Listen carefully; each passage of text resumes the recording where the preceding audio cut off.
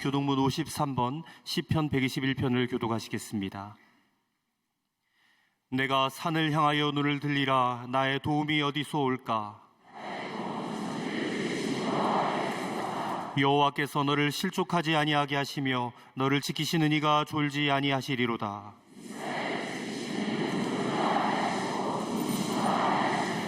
여호와는 너를 지키시는 이시라. 여호와께서 내 오른쪽에서 내 그늘이 되시나니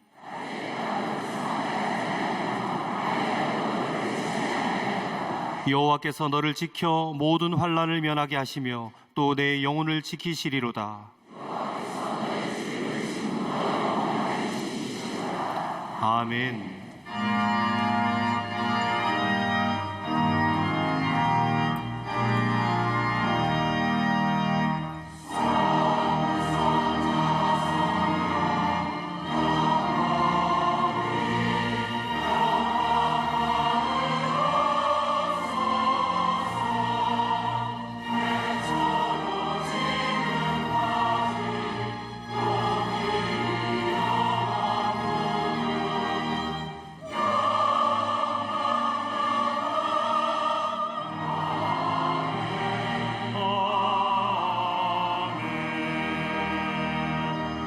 전능하사 천지를 만드신 하나님 아버지를 내가 믿사오며 그 외아들 우리 주 예수 그리스도를 믿사오니 이는 성령으로 잉태하사 동정녀 마리아에게 나시고 본디오 빌라도에게 고난을 받으사 십자가에 못 박혀 죽으시고 장사한 지 사흘 만에 죽은 자 가운데서 다시 살아나시며 하늘에 오르사 전능하신 하나님 우편에 앉아 계시다가 저리로서 산자와 죽은 자를 심판하러 오시리라.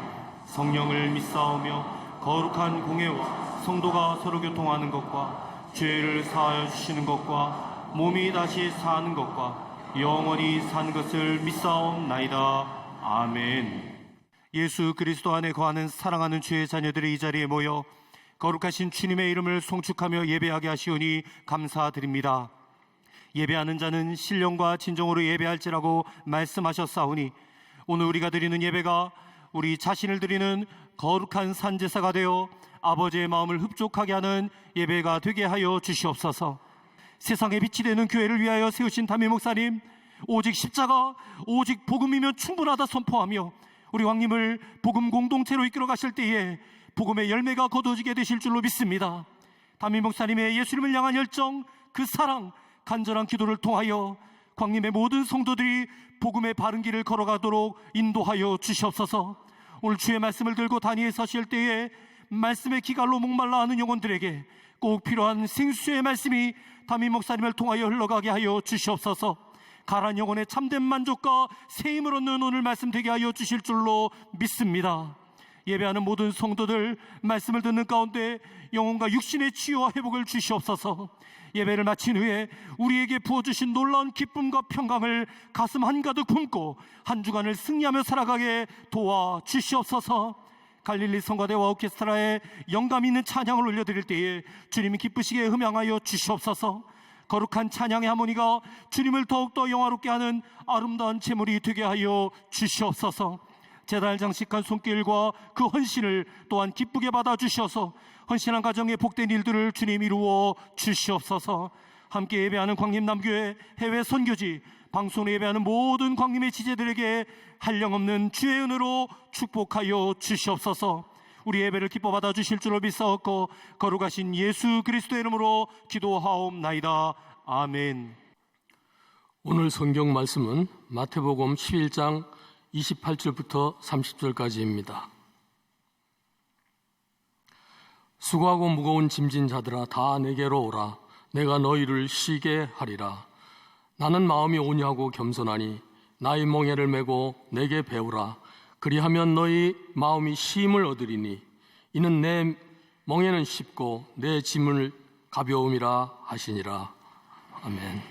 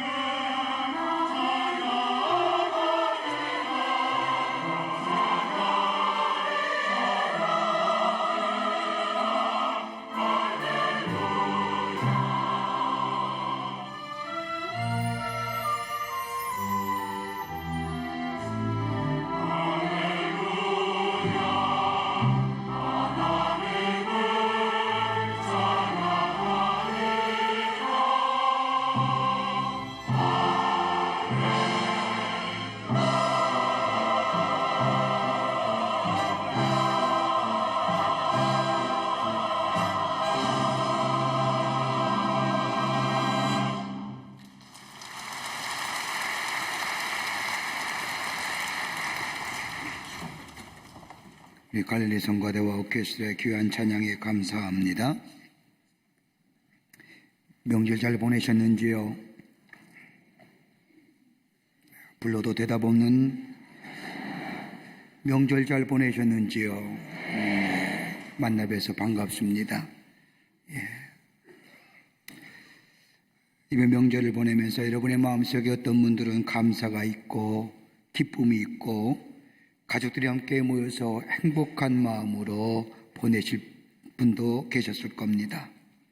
그와 반대로 명절이 싫고 또 명절 때만 되면 왠지 마음에 염려가 있고 불안하고 어두운 그림자 가지고 이 명절 보내신 분도 계실 겁니다. 20세기를 사는 현대들 많은 것들을 가지고 누리고 살지만 피곤해합니다.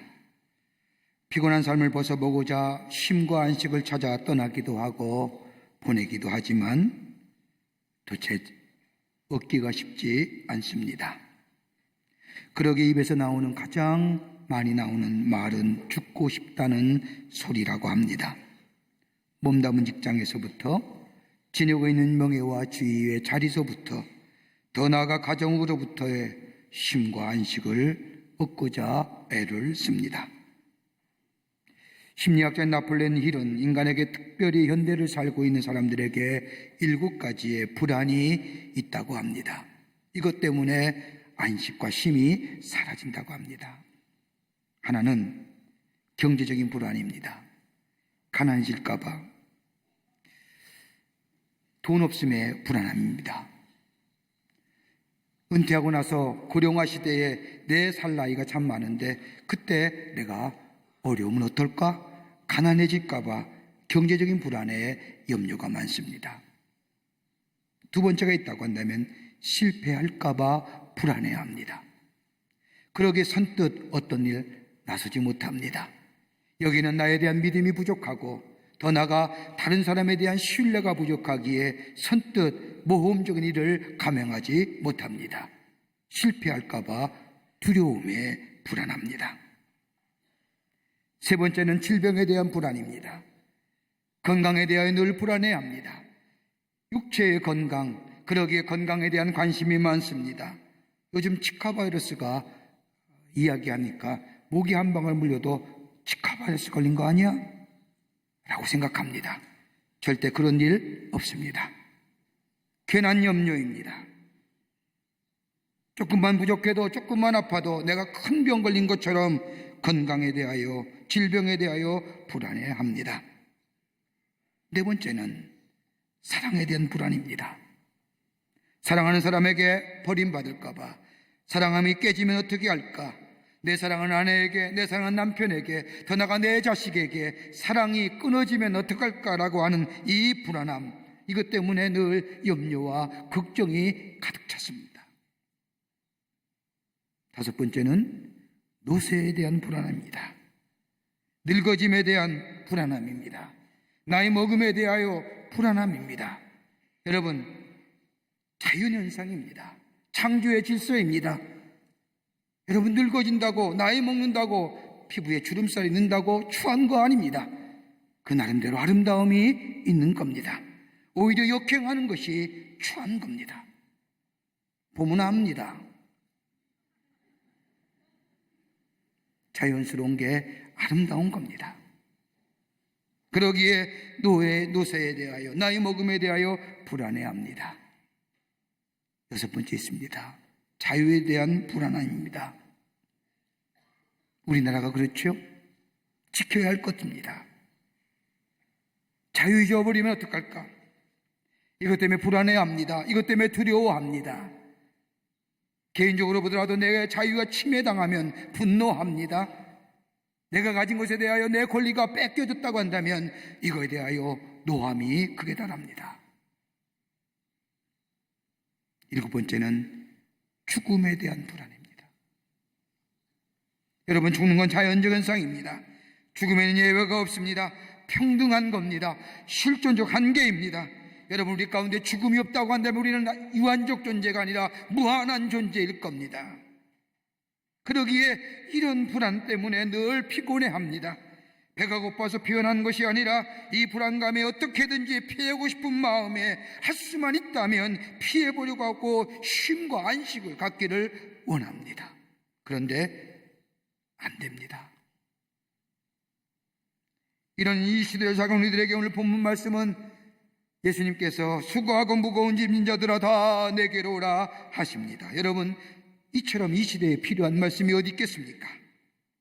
예수님이 말씀하실 때에 그때의 시대적 상황을 돌아가 보면 정말로 예수님 때에도 수고하고 무거운 짐진 자들이 많았던 것 같습니다. 로마에 지배하였던 이스라엘 민족은 갖가지로 착취를 당하고 억압당하며 고생당하고 있었습니다.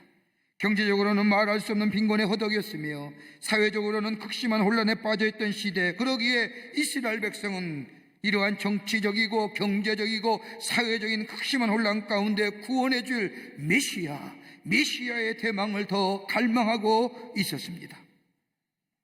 한 예를 본다면 누가복음 10장 이하의 말씀을 보면 강도 만난 자의 비유 보십시오. 그처럼 강도가 많았던 시대입니다. 더 나아가 종교적인 위선과 교만은 율법을 지키지 못하는 사람에게 무조건 죄인이라 낙인 찍혔습니다. 그러게 죄인이 얼마나 많았는지 모릅니다. 누가복음 5장 10절 이하의 말씀을 보면 너희가 어찌하여 세리와 죄인과 함께 먹고 마시느냐? 말을 듣도 보듯이 죄인이라고 불리워진 사람이 많았던 시대입니다. 그러기에 정치적으로나 경제적으로, 사회적으로, 개인적으로, 육체적으로, 감정적으로, 더 나아가 영적으로 무거운 짐과 멍에를 가지고 사는 사람들이 많았던 때가 바로 예수님 때입니다. 지금의 시대도 예수님 시대와 별반 차이가 없습니다. 여러분, 지금의 시대를 가리켜서 여러 가지 사회학적인 용어로 정의하지만 경쟁의 시대입니다. 무한 경쟁이라고 이야기하며 경쟁의 세계 속에 우리를 떠밀어냅니다. 사람들은 이 경쟁의 세계 속에서 살아남기 위하여 육체적으로, 정신적으로 열심히 경쟁하며 살아갑니다. 자존심을 세우기 위하여 밤낮을 가리지 않고 일합니다. 그리고 성공이라는 것이 우리에게 강한 중압감으로 다가올 뿐만 아니라 일의 노예로 만들어버립니다. 강한 중압감에 시달린 사람들은 극단적인 자기도피를 하며 이런 극단적인 자기도피의 선택은 다른 사람과의 관계성을 끊어버리게 만듭니다. 이 중압감에서 좀 벗어나고 보자. 사람들은 휴가를 갖기도 하고 영화 생활을 갖습니다. 그런데 근본적인 문제가 해결되지 않으면 잠시 동안의 휴가와 휴식으로는 우리 안에 있는 불안과 좌절, 염려, 절망, 이게 온전한 삶의 쉼과 안식을 얻을 수 없음을 우리는 잘 압니다. 그러게 우리는 더 새로운 목마름, 새로운 갈망, 새로운 신앙의 체계, 새로운 사랑 원합니다. 이런 우리에게 오늘 예수님은 다 내게로 오라 말씀하십니다.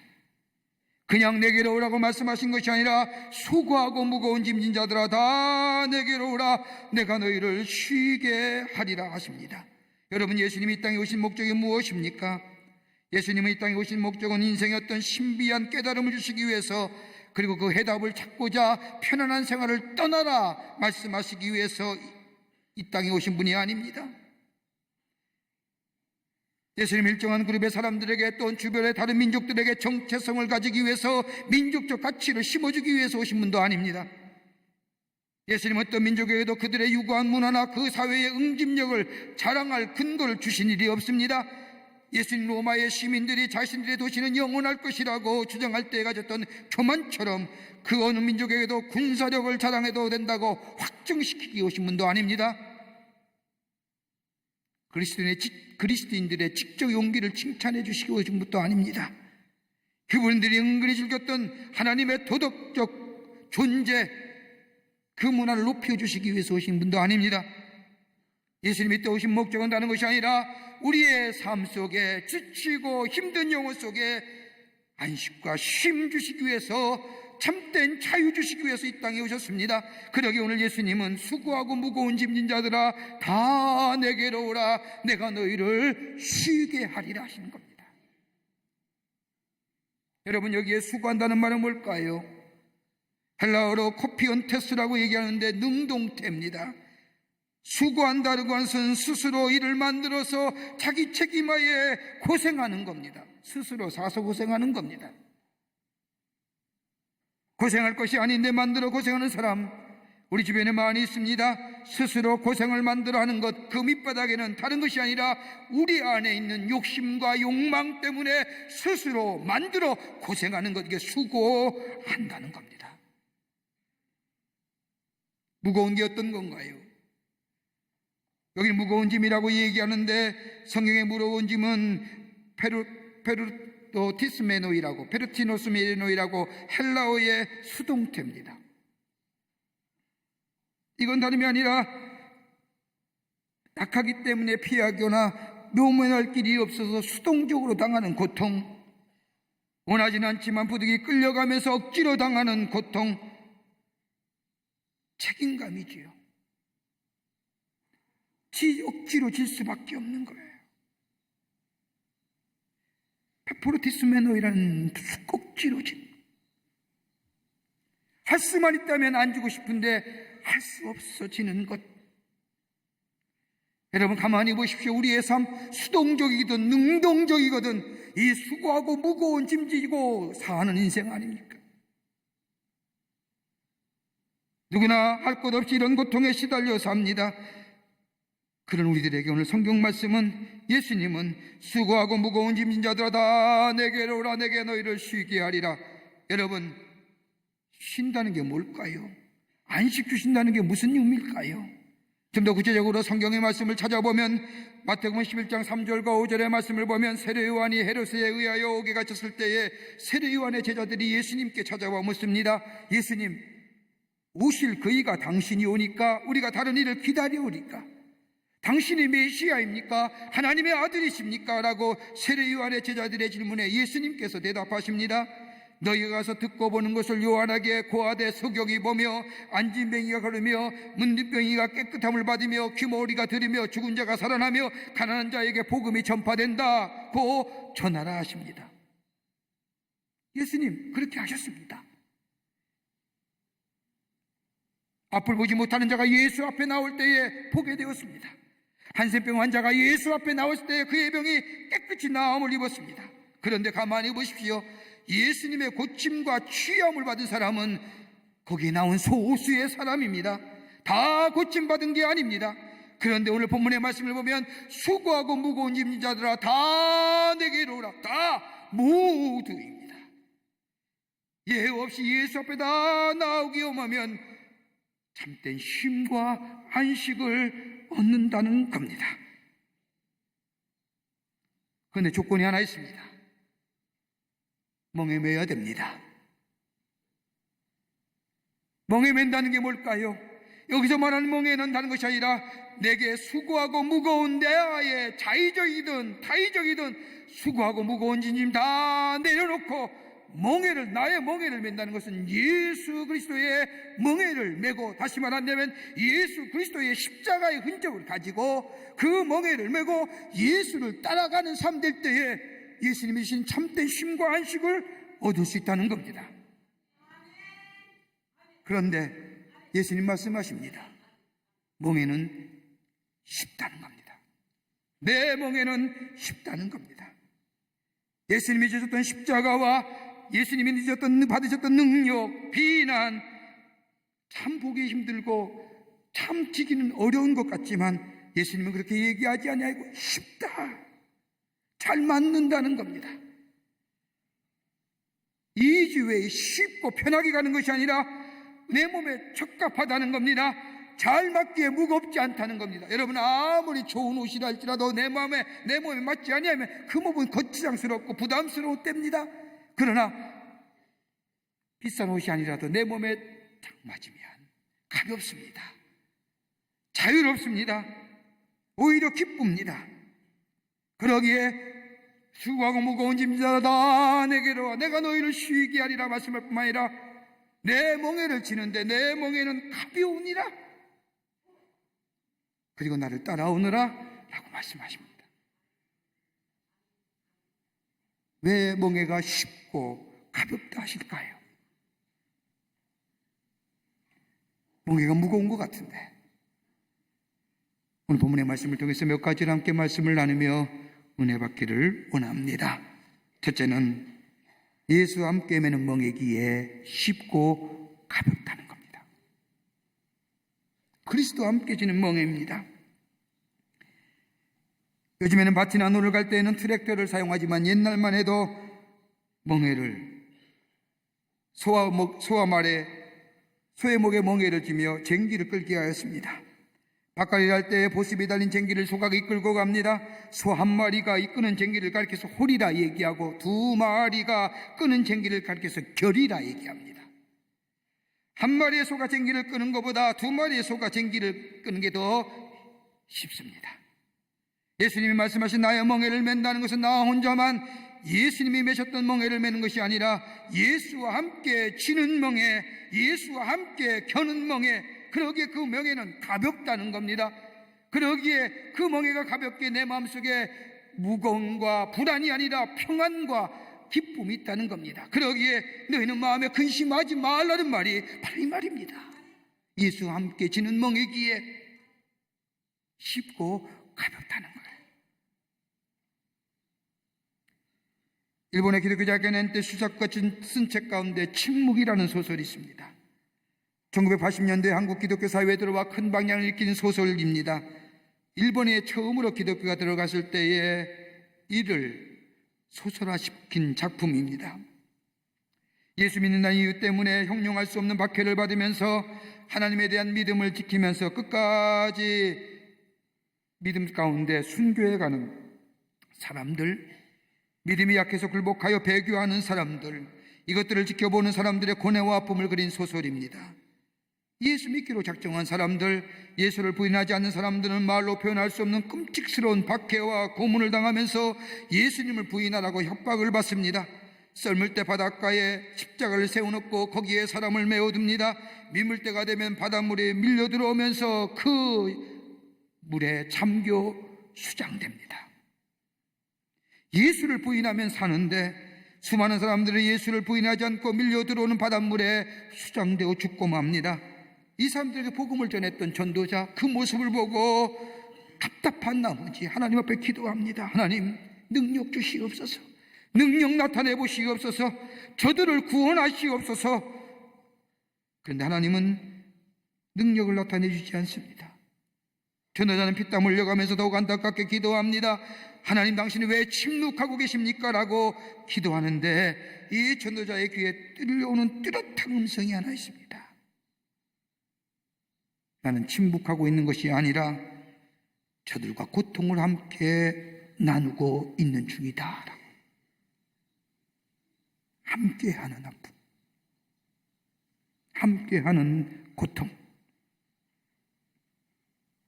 바로 우리 주님의 말씀입니다.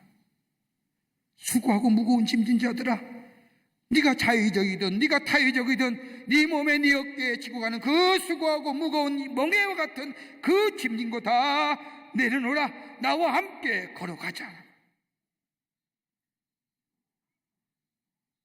예수와 함께 지는 멍에, 그 멍에 어떤 고난과 절망, 그것이 사회적이며 정치적이며 나아가서 경제적인 곤고함이라 할지라도 예수님과 함께 지는 멍에, 예수 앞에 나와 내 멍에를 내어놓고 예수님과 함께 지는 멍에기에 내 짐은, 내 멍에는 쉽고 가볍다 하시고, 그렇게 기쁨으로 넉넉히 질 뿐만 아니라 그로 인하여 주님이 주시는 위로 속에 평안과 안식을 누릴 수 있는 줄 믿습니다. 두 번째로는 죄짐을 벗어버리고 주님과 함께 걸어가기 때문입니다. 내 멍에를 버리고 나서 매는 짐은 가볍다는 것, 여러분, 죄짐을 짓고 지가는 자 어렵습니다. 무겁습니다. 그러나 예수를 영접한 후에 예수님과 함께 걸어가는 삶, 죄 사함을 받은 후에 지는 것, 그 십자가, 나의 멍에, 그건 가볍다는 겁니다. 여러분, 가만히 생각해 보십시오. 예수를 믿고 구원받았습니다. 하나님의 부르심을 받았습니다. 새로운 존재가 되었습니다. 옛사람은 옛사람의 모습의 삶의 행태 속에 옛날의 목표가 있었는데 이제는 새로운 존재가 되었습니다. 새로운 사람이 되었습니다. 내 안에 새로운 목표가 있습니다. 그 목표를 향하여 나아갑니다. 그것이 아무리 고난과 아무리 어렵다 할지라도 주님이 함께 지어주시는 멍에기에 가볍습니다. 목적이 있기에 삶의 열정이 있습니다. 삶의 열정이 있기에 목표에 대하여 결과를 기대합니다. 그러기에 내 안에 소망이 넘쳐나는 겁니다. 이게 나의 멍입니다. 이거 가르쳐서 주의 뜻, 주의 사명이랍니다. 그냥 물려주시는 것이 아니라 부르심에는 뜻이 있고 사명이 있다는 겁니다. 더 나아가 여기에는 선교적 의미가 담겨져 있는 겁니다. 나만 예수 믿고 나만 구원받는 게 아니라 예수를 통하여 부르심에 합당한 뜻, 그의 사명을 깨닫고 이 사명 안에 살아가는 자, 선교적 사명이 담겨져 있다는 겁니다. 여러분, 사도행 28장 말씀을 보십시오. 바울이 로마를 향하여 마지막 선교정을 떠날 때에 엄청 시련을 겪습니다. 육체적으로요, 배가 파손되고 죽을 뻔했습니다. 멜레데 섬에 파손되어 섬에 도착하여 뱀에 물리기까지 했습니다. 여러분, 심정적으로요, 감정적으로 얼마나 상했는지 모릅니다. 예수와 함께 복음을 전할 때 함께 했던 동역자들, 사역자들 다 떠났습니다. 홀로 남았습니다. 그러기에 자기의 사명을 잊어버린 것 같았습니다. 이젠 로마에 가서 죽나 싶었습니다. 그런데 로마에 도착하여 아피안 광정에 나아가니 로마에 있는 그리스도인들이 와서 바울을 맞이합니다. 바울이 뭐라고 고백합니까? 저들의 모습을 보고 담대함과 용기를 얻었다. 다시 말하여 사명감에 열정이 뜨거워졌다는 겁니다. 영적으로는요, 이 마지막 길이에요. 돌아올 수 없는 길입니다. 이 길 가면 죽는 겁니다. 여러분, 죽음을 앞에 두고 죽음을 목전에 두고 언제 내가 죽을지 아는 그 심정 어떻겠습니까? 내가 여기까지인가 보다, 내가 여기까지의 삶인가 보다. 아마도 바울, 믿음의 사도인 바울이지만 그의 마음속에도 영적으로 낙심되어 실망한 마음이 있었을 겁니다. 그런데 고난과 시련을 당하는 이유를 알지 못합니다. 고난과 시련 가운데 로마에 도착한 바울, 수많은 로마 시민들이 찾아와 바울에게 묻습니다. 어찌하여 그 풍랑 가운데 살아났습니까? 그때 비로소 바울이 깨닫습니다. 왜 하나님이 자신과 함께 탄 사람들의 생명을 구원했는지. 시련이 오히려 기쁨이 됩니다. 바울이 빌립보 교회에게 편지한 것을 보면 이런 시련과 고난이 오히려 복음의 진보를 가져왔다고 고백하며 기쁨이요 영광이 된다고 고백합니다. 새로운 멍에, 주님이 함께 지는 멍에, 주님과 함께 걸어가는 삶. 여러분, 예수님 대신 십자가를 진 구레네 사람 시몬의 이야기 알고 계실 겁니다. 예수님이 십자가를 지고 골고다 언덕을 건너가실 때에 구경삼아 따라갔다가 길 한가운데 서서 로마 병정에 의하여 예수의 십자가를 억지로 줍니다.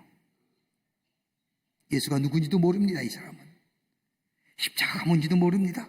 그저 호기심에 구경삼아 예수의 십자가를 바라보다가 로마 병정에게 잡혀와 예수의 십자가를 억지로 줍니다. 그리고 골고다 언덕을 오릅니다. 지기시는 십자가지요. 예수님과 함께 옆에 걷습니다.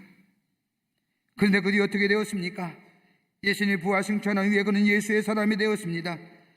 예수님이 승천한 후에 예수의 사람이 된 이 구레네 사람, 예수님 대신 십자가를 메었던 자신의 어깨를 만지면서 평생 감사했다고 합니다. 내가 이 예수님 대신 십자가 졌는데, 이 어깨로 예수님 십자가 졌는데 어떻게 그러니 나 같은 사람에게 있을 수 있던가라고 생각하며 꿈만 갖고 감격스러운 일생을 보내며 기쁨 가운데 행복했습니다. 그의 아내는 독신한 믿음의 여인으로 로마서의 말씀을 보면 사도 바울이 구레네 사람의 시몬의 아내를 향하여 믿음의 어머니라 불렀으며 그 아들은 선교사가 되었습니다.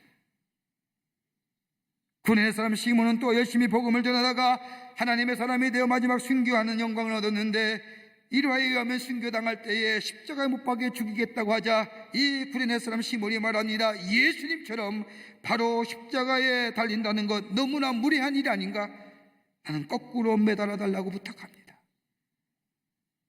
예수님 모를 때 골고다 언덕으로 메고 가던 십자가 그토록 무겁고 힘이 었는데 원망과 불평과 불안과 근심에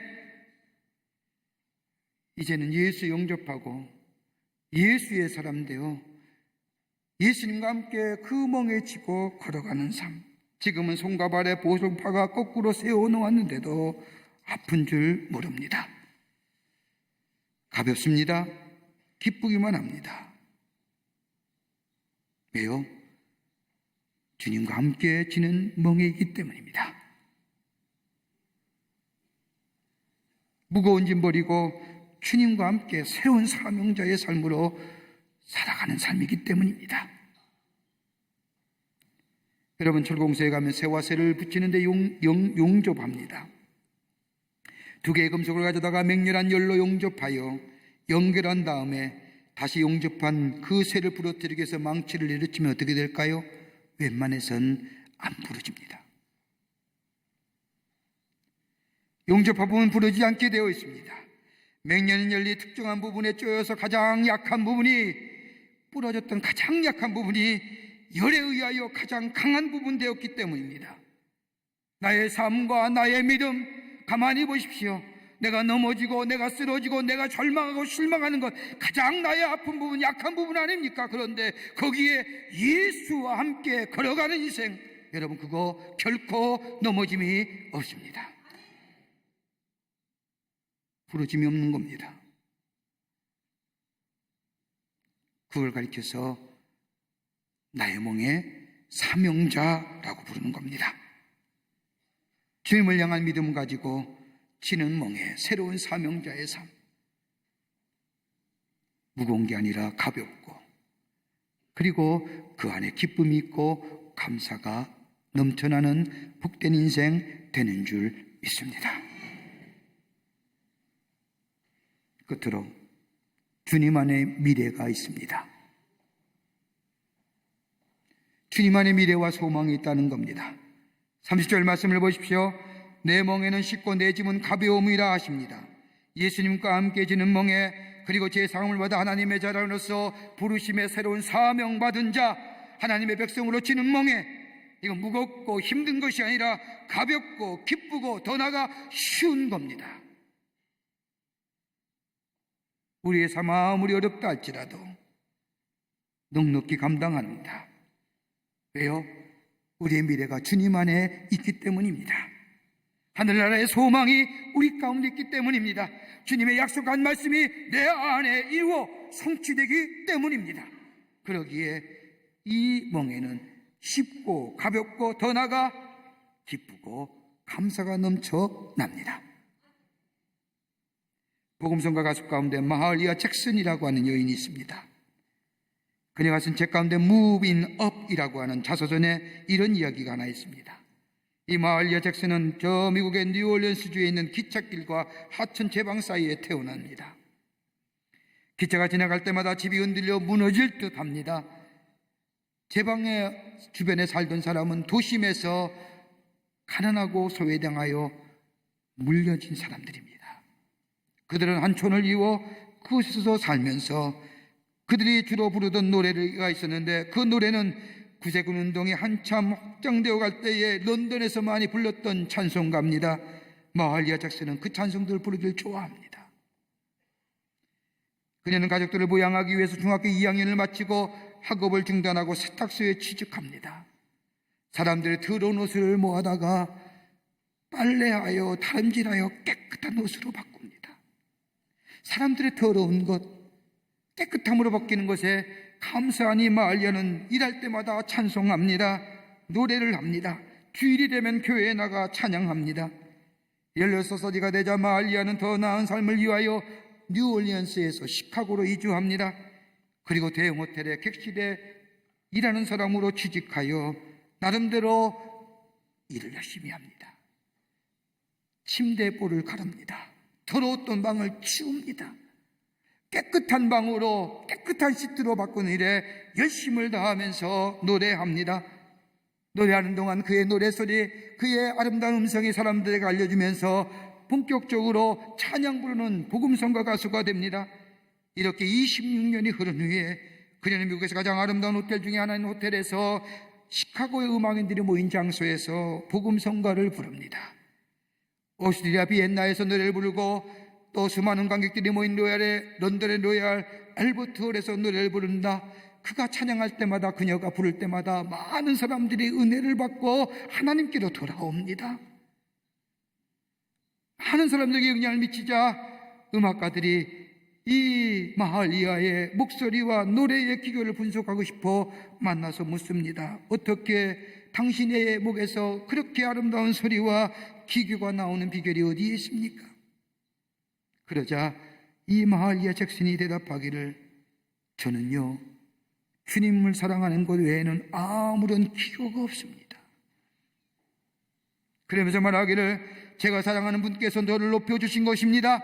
만약 주님께서 저를 높여줄 수 있었다면 당신도 높여주실 겁니다. 당신은 스스로 높일 수가 없습니다. 주님으로 하여금 당신을 높여주시도록 해야 합니다. 자신의 멍에에 대하여 실망하며 태어난 것에 대하여 멍에에 대하여 절망하는 것이 아니라 나의 미래는 주님께 있습니다. 주님과 함께 나아가는 삶이 될 때에 자신을 높여준 것은 자신의 목소리가 아니라 주님이 나를 높여주셨습니다. 주님 안에 내 미래가 있습니다라고 고백했다는 겁니다. 여러분, 유명한 광고 카피 가운데 인간의 모습을 두 종류로 나누어 쓰는 함축된 용어가 있습니다. 하나는 리콜입니다. 가장 많이 하는 것이 가전제품이나 자동차 같은 회사에서 제품에 하자가 생겼을 때에 리콜합니다. 우리나라의 모 핸드폰 회사가 리콜하지요. 리콜의 인생은 어떤 인생입니까? 도움만 받으려 해서 부담만 되는 사람입니다. 이런 사람은 항상 불평과 불만만 가득하고 부정적인 말을 입에 달고 사는 사람, 이 리콜의 사람입니다. 아마 저는 두 번 다시 만나고 싶지 않은 사람인 겁니다. 하나님이 리콜하고 싶은 사람일 거예요. 또 하나 인생이 있습니다. 리필입니다. 식당이나 커피숍 같은 데 가면 커피 한 잔을 다 마신 후에 커피값을 따로 내지 않고 다시 한번 커피 주는 것, 이거 리필이라고 합니다. 드셔보셨는지요? 첫 잔보다 더 맛있습니다. 리필입니다. 리필 인생은 다른 사람을 도와주고 배려하며 부족한 부분을 채워주는 사람입니다. 싱싱한 사람이고 유익하고 정보가 있고 재미있고 만나면 만날수록 자꾸 만나고 싶은 사람, 이런 사람 주변의 사람들에게 환영받습니다. 여러분, 어떤 사람입니까? 수고하고 무거운 짐 짓고 리콜로 살아갑니까? 아니면 새로운 사명자로 리필의 인생으로 살아가십니까? 예전에 인도를 방문했을 때 인도 여성의 전통 의상인 사리를 만든 곳에 방문한 적이 있습니다. 사리는 인도 여성들이 입는 전통의 의상으로 길이가 보통 5m 50대입니다. 입기도 편합니다. 훅 감으면 됩니다. 그런데 결혼식 때 입는 웨딩 사리는 금실, 은실을 가득 넣어서 형형색색으로 찬란하게 만드는데 예술 작품입니다. 인도의 사리를 만드는 공장에 가보니 제가 생각했던 것과는 달리 모든 사리를 만드는데 아버지와 아들 둘이서 만드는 겁니다. 정교한 기계나 디자이너에 의해서 만들어지는 것이 아니라 아버지와 아들이 한 줄을 이루어 만들어 갑니다. 아직도 그럴 겁니다. 아버지가 작업대 위쪽에, 아들은 두세 걸음 아래쪽에 앉아 작업합니다. 여러 종류의 실타래를 놓아놓고 우리나라의 물레 같은 것, 아버지가 몇 가닥 실타래를 붙잡고 아들에게 눈짓을 하면 아들은 물레질을 합니다. 이렇게 수백 시간을 반복하면 마침내 아름다운 인도 여성들이 입는 웨딩 사리가 완성됩니다. 특이한 점은 아들의 작업이 쉽다는 겁니다. 아버지의 신호에 따라 움직이기만 하면 됩니다. 근데 아버지는 작업하는 내내 마음속에 어떻게 하면 아름다운 작품 만들까? 어떻게 하면 아름다운 사례를 만들까 마음속에 디자인을 생각하며 실타를 조합해 갑니다. 이 아버지는 아들에게 눈짓만 하면 아들은 돌리기만 합니다. 그러면 아름다운 웨딩의 사례가 결혼식 사례가 나옵니다. 어떠십니까? 우리 하나님 이름은 하나님 아니십니까? 여러분을 위하여 아름다운 디자인하고 계십니다. 여러분, 내 멍에 내 수고하고 무거운 짐 주님 앞에 넣고 주님과 함께 걸어가는 인생, 내 미래는 주님 안에 있습니다 라고 고백하며 주님과 함께 한 발짝 한 발자국 걸어가는 인생. 그러기에 수고하고 무거운 짐진 자들아 다 내게로 오라. 내가 너희를 쉬게 하리라. 내 멍에는 쉽고 가벼우니라 말씀하십니다. 주님과 함께 걸어가 주님의 주시는 참된 안식과 평안 속에 주의 영광을 위하여 쓰임받는 여러분과 저와 되시기를 주님의 이름으로 간절히 축원합니다. 하나님 감사합니다. 사랑해 주시고 자녀 삼으셨는데 아직도 우리의 수고, 힘들고 무거운 짐 지고 멍에 매고 허덕이며 살아갑니다. 이제는 내려놓게 하시고 주님께 내려놓고 주님과 함께 멍에 매고 새로운 사명자로 살아가는 죄들 되게 하여 주셔서 주님이 약속하시고 주님이 계획하신 놀라운 일들을 우리 안에 우리의 삶 가운데 목격하며 경험하며 이루며 주의 영광을 위해 쓰임받는 죄들 되게 하여 주시옵소서. 성령이 도우시고 인도해 주실 줄 믿사옵고 거룩하신 예수님의 이름으로 기도하옵나이다. 아멘.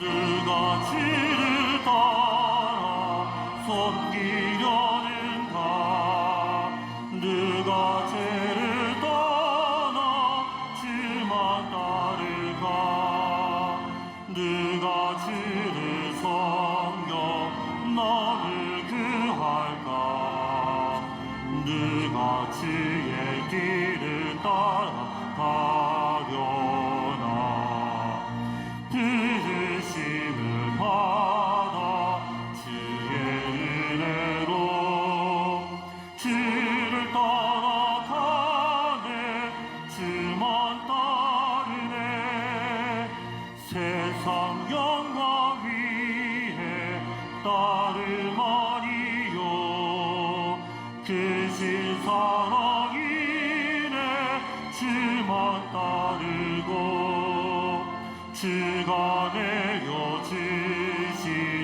은혜 힘입어 주의 뒤를 따라 힘써 일하네 부르심을 받아 주의 은혜로 주를 따라가네 주만 따르네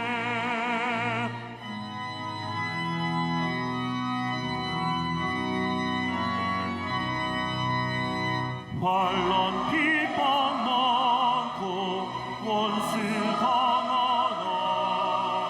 주의 용서 더는 힘이 강하니 누가 능히 이겨 넘어뜨리라 여다먹는